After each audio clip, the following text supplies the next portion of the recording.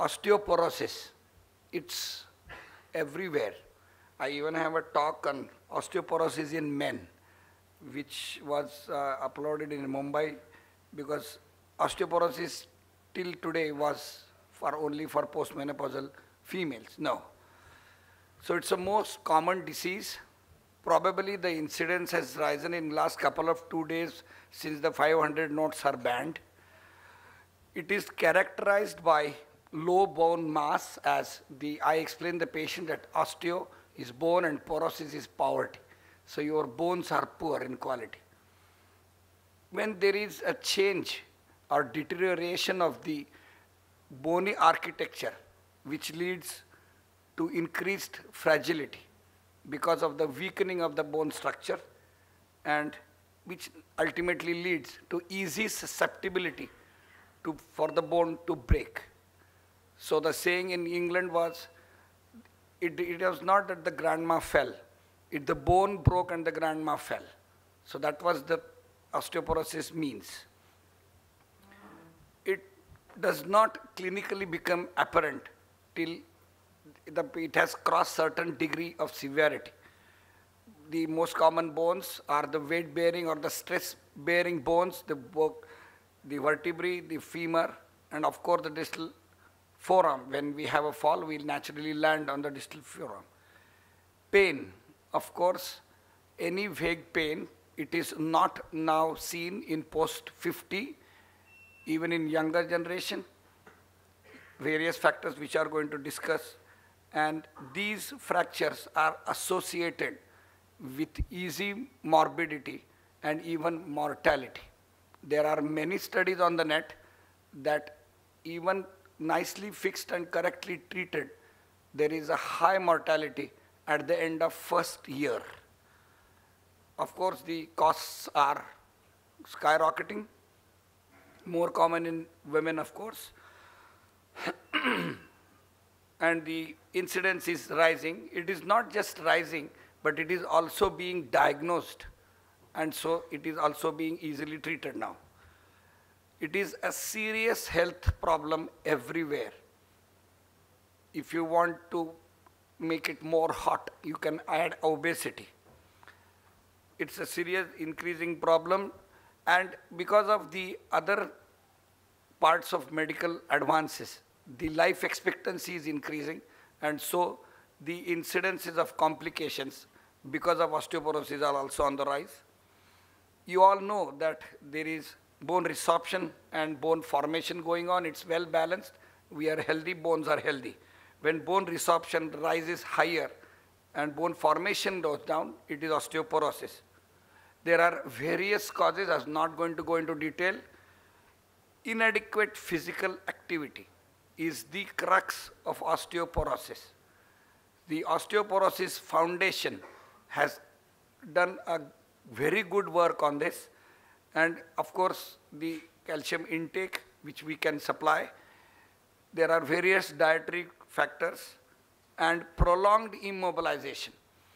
The patient, the old man or the lady, has pain.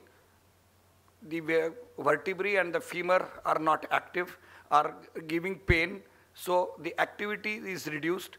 The patient or the lady is immobilized, and that adds to the osteoporosis. So it's a vicious cycle. There are various causes with increased incidence of unnecessary medication, especially steroids, adds to the cause. You have to take a perfect history. Physical examination, these are two good pictures to just simply tell you. The posture tells you. The increase in, there is excessive bowing, the grandma walks with a bent forward posture, and there is, because of this kyphotic deformity, the distance between the last rib and the iliac crest is reduced. Bone mineral density is an easiest investigation, well debated. The bone density lower than the standard deviation is a normal. 1 to 2.5 standard deviation is low bone mass, and osteoporosis is when it is less than 2.5 standard deviation. there are various controversies and debates whether to do a complete survey of the whole susceptible population, but women more at 65 and more than 70, men more than 70 they have the more clinical risk factors, and those who have history of easy fractures, multiple fractures without significant injury is an important factor on history. Bone mineral density, there are various sites which are to be studied, which you all know, the femoral neck, the vertebrae, the smaller machines which are available are not predictable. So these new software machines are available. They can give you perfect prediction of the bone density. You all know the T-score, which is the BMD value compared with that of control subjects who are at their peak bone marrow density, and the Z-score is the BMD value compared with that of persons matched with that age and sex. Vertebral imaging, the simplest imaging is the AP and lateral X-ray. Whole scan, you just may not take a lumbar spine, but these digital X-rays and views which are getting, they give you the full view. And indications are, of course, when the patient comes to you with pain, and screening. There are various biochemical markers which tell you the bone turnover. Then this turnover goes into disarray, and then the osteoporosis subsides. These are various bone markers which are increasing susceptibility to the fracture. The FRAX is the WHO fracture risk assessment tool, which was developed by WHO to evaluate fracture risk patients, and they give a good probability, and it is accepted by WHO. The various factors which are considered are current age, gender. Again, the important is the history or susceptibility to the fracture. Then various investigations and habits. These are the various questionnaires which are to be circulated. They can be easily done, and they are quite good. Additional bone density, as I just told you, there are various machines, but the best is CT based, which cannot be used for surveying. It is in a pakka diagnosed case where it is expensive. Now, management. There are various modalities of management and adequate intake of calcium. Many patients ask, what is the exact diet should I take to increase my calcium? I tell them just take a tablet of calcium which gives you every day correct dose along with vitamin D. It is recommended 1000 milligram of calcium for men between 50 to 70, and 1200 milligrams for women postmenopausal. And it has to be supplemented with vitamin D. Vitamin D is the most important crux of management of osteoporosis, and as you all know, it has a beneficial effect on majority of the systems of the body. Exercise. Your bones do not develop without exercise. There are bone loading exercises. 10-15 years back, it was a big thing, bone loading exercise on the net, on the TV shows, everywhere. What is bone loading exercise? Just walk. Then those who are susceptible, they have to be treated. They have to be consoled. They may need support, irrespective of age. And of course, you have to restrict many things which you are not supposed to take. So exercise, calcium supplementation, diet and exercise and habits. Pharmacologic would now come for the drugs which are important and which are to be considered after the investigations. Biphosphonates. There is now no doubt the importance and the use of biphosphonates in the treatment of osteoporosis. They must be added. Calcitonin.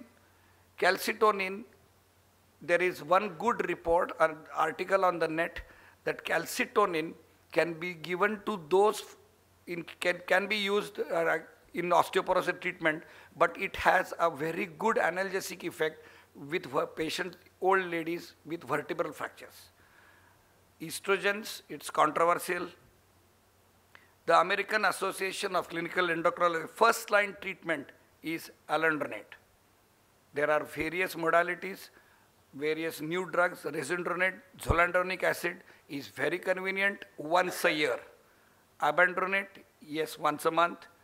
Relaxafen, not very popular. Calcitonin, easy way to inject, to take it.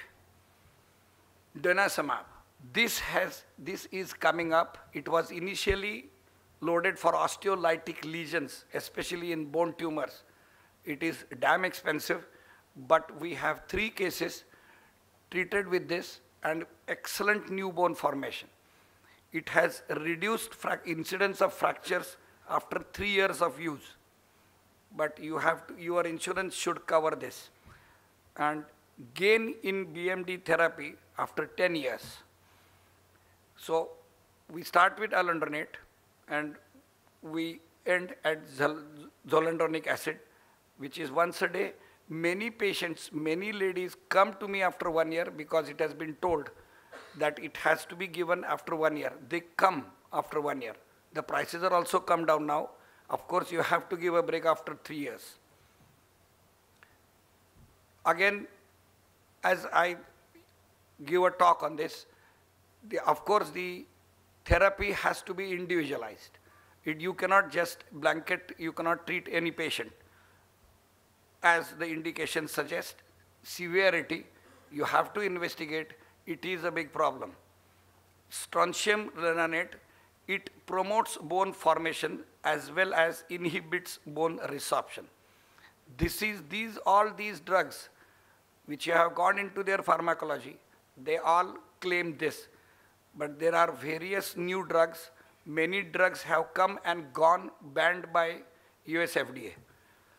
So strontium renanate, this also did not survive for long.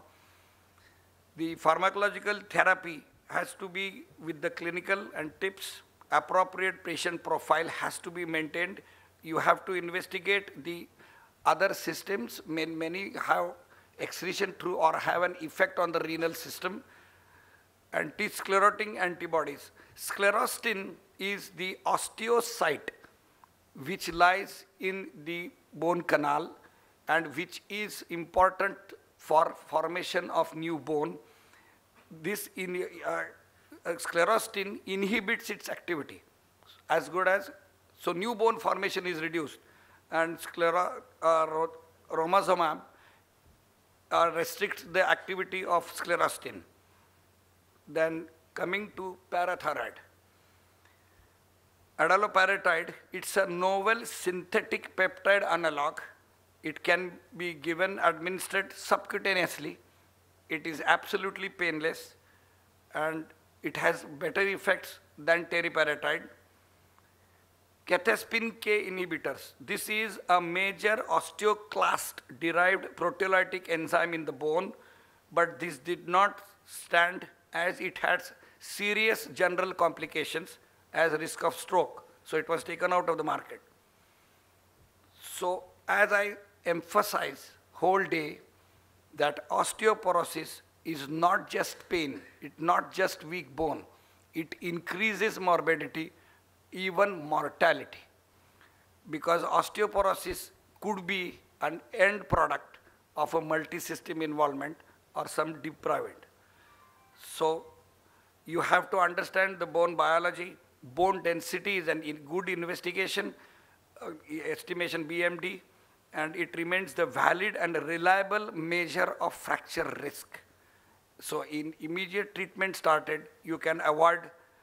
So there are various new drugs which we just discussed about it. These drugs that could have high safety, most important, these are postmenopausal ladies or 50, 60 plus individual, male or female. They have to improve their biomechanics, they have to reduce the risk of fractures, and they have to increase their mobility. Thank you very much for your attention.